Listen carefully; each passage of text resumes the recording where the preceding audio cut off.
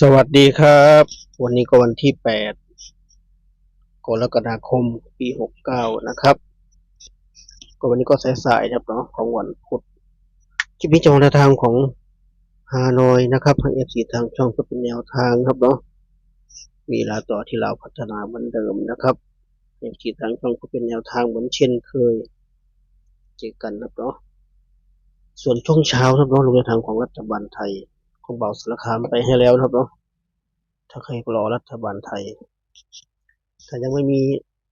แนวทางรัฐบาลไทยก็เข้าไปรับชมรับฟังของเบาสารคามได้นะครับเผื่อมีผู้ชอบครับเนาะตรงกับใจคิดไว้ตรงกับที่ตัวเองเล็งไว้ก็จะได้ไปจัดครับเนาะถ้าไม่ชอบก็ข้ามไปเหมือนเดิมครับเนาะวันนี้ก็มั่นใจเหมือนเช่นเคยก็เผื่อมีโชคมีลาภก็เข้าไปรับชมรับฟังได้นะครับส่วนที่สายมาเป็นของฮานอยครับเนาะฮานอยขอฮานอยก็สำนุนในทางทั้ง3 อย่างครับเนาะของฮานอยลาวไทยครับเนาะดูหัวข้อให้ดีนะครับดูหัวข้อให้ดีจะได้ไม่ผิดพลาดครับเนาะสายเจอกันฮานอยบ่ายมีเวลาจัดที่เราพัฒนาเหมือนเช่นเคยนะครับเป็นแนวทางเหมือนเดิมวันนี้ก็วันพุธแล้วครับเนาะวันพุธก็วันนี้ก็เหมือนเดิมครับเราไม่ได้คลิปสดเหมือนเช่นเคยก็คลิปพาทั้งนนมาพัฒนาออกกำลังกายสูดอากาศบริสุทธิ์ที่สวนบางกระเจ้าเหมือนเดิมครับเนาะแต่พระประแดงสูดอากาศบริสุทธิ์ให้อาหารปลาเหมือนเดิมเหมือนเช่นเคยครับเนาะธรรมชาติในซอยบ้านเราเขียวขจีครับเนาะสูดอากาศบริสุทธิ์พาทั้งนนปั่นจักรยานลอดอุโมงค์ต้นไม้ครับเนาะบรรยากาศดีมากครับเนาะใครอยากนั่งก็มีมาให้นอนให้นั่งครับเนาะใครอยากนอนก็ปูเสื่อนอนได้เลยเพราะซามชอบนอนครับเนาะไปเรียนเหนื่อยก็ปูเสื่อนอนเลยอากาศบริสุทธิ์สูดออกซิเจนครับเนาะวันหยุดช่วงบ่ายๆ2 บ่าย 3กำลังดีครับเนาะสารธรรมชาติก็แนะนำครับเนาะสารธรรมชาติแถวพระประแดงอดแนะนำไม่ได้ครับเนาะสารธรรมชาติถ้าสายทะเลก็อย่างนึงครับเนาะแต่สายธรรมชาติแนะนำเลย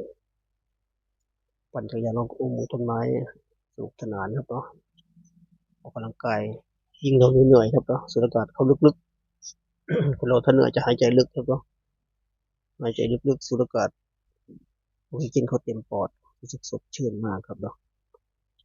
ก็ถ้าพระประแดงครับนะใครสนใจก็มาได้เลยพิมพ์สวนมังกรเจ้าเช่นเดียวกันกับเช่นเดียวกันกับตลาดนัดบางน้ำพึ่งพระประแดงครับเนาะส่วนเสียวขจีตรงนี้เลยครับตรงที่บ่าวสามถ่ายให้ดูในป้ายนะครับอย่างนี้เลยตรงที่เขียวๆนี่นะครับตรงนี้เลยข้างๆสะพานภูมิพลนะครับเนาะก็ถือว่ามาเที่ยวก็ได้เดินทางก็ได้ในตัวเหมือนเดิมนะครับจะได้ไม่เบื่อนะครับเนาะเปลี่ยนเปลี่ยนกันไปเป็นเช่นเคยก็ดูผลเมื่อวานก่อนครับเนาะเมื่อวานฮานอยไม่ได้ดังใจครับเนาะ2 วันแล้วไม่ได้ดังใจเลยไม่ถูกใจเลยวันรอบ5 โมง2 ตัวล่าง403 ตัวก็96140กับ961ก็ไม่มีนะครับเนาะ40 961ก็มีแต่41ครับเนาะก็มีแต่41ที่ใกล้เคียงที่สุดกับ51นะครับจะได้พี่เขาออก61นะครับ2 ตัวล่างก็6รอบ6 โมง2 ตัวล่างก็263 ตัวก็57926กับ57926เราก็ไม่มีครับเราเป็น2992แทน6ตีลังกาครับเนาะเสียดายมากไม่มีโชคนะครับส่วน79ก็ไม่มีครับเนาะ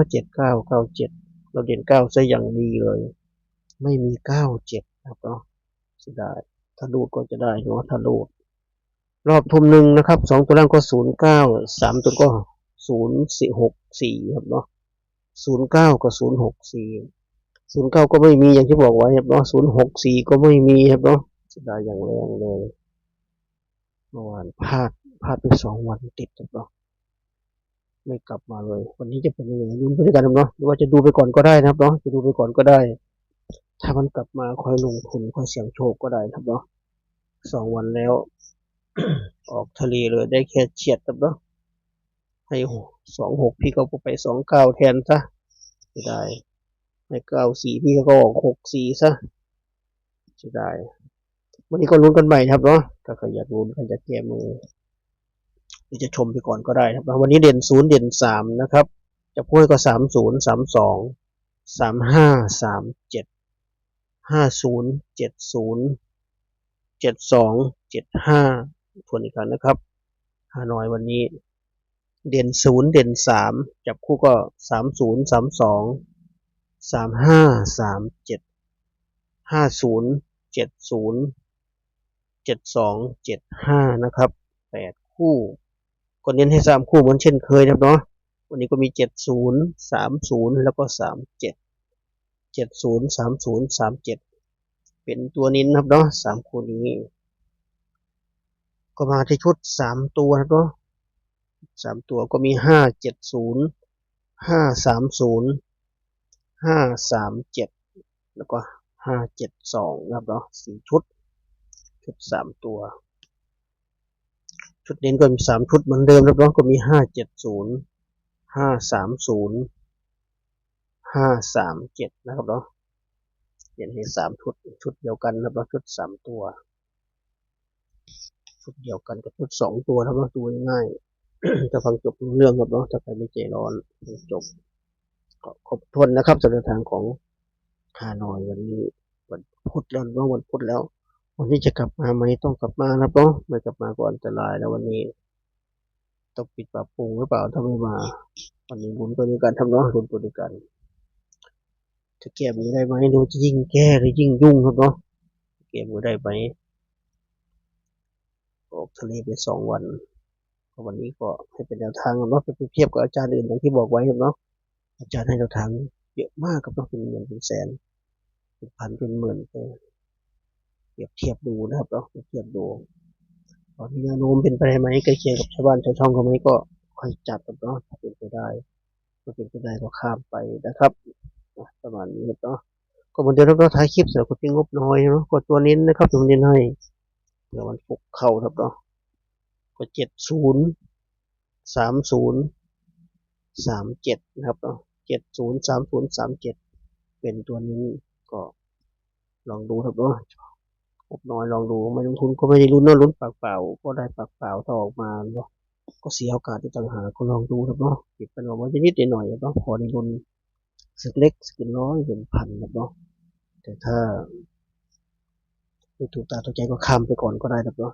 ฮานอยมีทุกวันครับเนาะจันทร์ถึงอาทิตย์เลยไม่มีวันหยุดครับเนาะก็เลือกดูวันไหนที่ชอบที่ถูกตามใจค่อยจัดนะครับฝากไว้ที่นี่เจนคลิปหน้านะครับเนาะคลิปนี้ก็สวัสดีครับ